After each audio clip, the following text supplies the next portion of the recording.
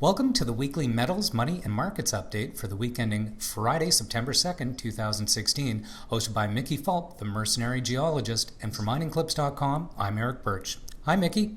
Hello, Eric. Well, we saw some very light volume again this week and some sideways trading action leading up to today's jobs report, and I think the same can be said for gold and gold equities. Well, gold and silver both had a down week, and all the precious metals did, but gold and silver rallied over the last couple of days. Gold hit a 60-day low, if memory serves, of 1305 on Wednesday, finished the week at 1325. Silver was the real winner, made a big jump up today to 1938 for almost a 4% gain. Meanwhile, platinum and palladium both were in negative territory this week, and copper continues to remain flat at 209 despite some very negative short to midterm supply demand views.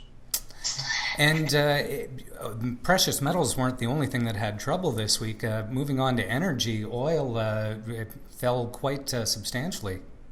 Well, oil was the big loser. It had a rough week. Although it rallied today, it was down to $43 yesterday and rallied and finished the week at 44.28, but still lost well over 6%.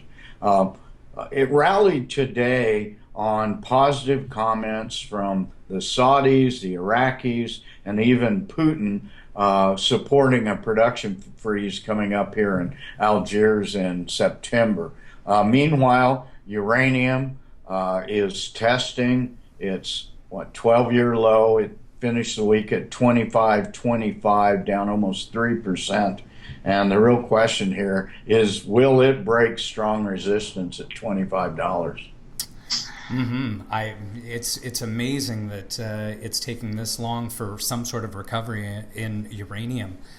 Moving on Well, to supply-demand fundamentals are just completely skewed. There's an abundance of supply, so... Exactly. And moving on to currencies, the U.S. dollar really didn't change much over the week, but there was some movement, definitely. Well, not a lot of movement. It hovered in its current range. Finished the week at 95.88 for a slight gain. Euro had a slight loss. Real puzzler to me was the loonie, which was flat for the week, closing just under 77 cents despite the drop in oil. And you're a Canuck, so tell me why. I wish I knew, but no, I don't have a clue why we didn't.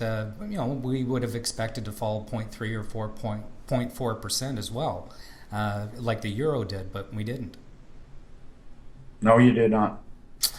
And moving on to markets, basically, very few traders were showing up for work from bulletins I was reading out of the NYSE. But for those that came in, it was a dead week until today when the jobs report came out. In fact, some were calling it the Goldilocks report because it wasn't too bad, but it certainly wasn't good either. Yeah, well, it was weaker than expected by 10 or 15%. The Dow actually had a 100-point swing over the week, Monday through Friday, finished the week at its weekly high at 18,492 for a 0.5% gain. This is not that far off its all-time high.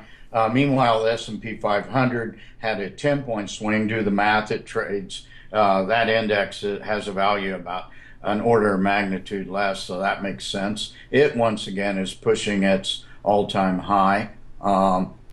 Finally, NASDAQ closed the week at 5250, just off its all-time high. So we continue to see these flirtations on a daily basis. But the markets really are not going anywhere, as you say, at the last week of the summer doldrums. Once again, the real story has to be the Toronto Venture Exchange. It was on the downtick all week, except for a rally over the last 2 days, which, surprisingly enough or not, correlates exactly with the gold price. So we had a downtick for 10 trading days. We've been calling for a correction needed in this indice. It almost did that. It lost from its all-time high a couple of weeks ago to its low this week, about 7%, but now it's well on its way back, closed the week at 811. It's going to be really interesting to see how gold and that index respond once everybody comes back to work on Tuesday. It sure will. And on that note, I'm going to wish you a great holiday weekend, and we'll catch up again next Friday. You too, Eric. Thank you.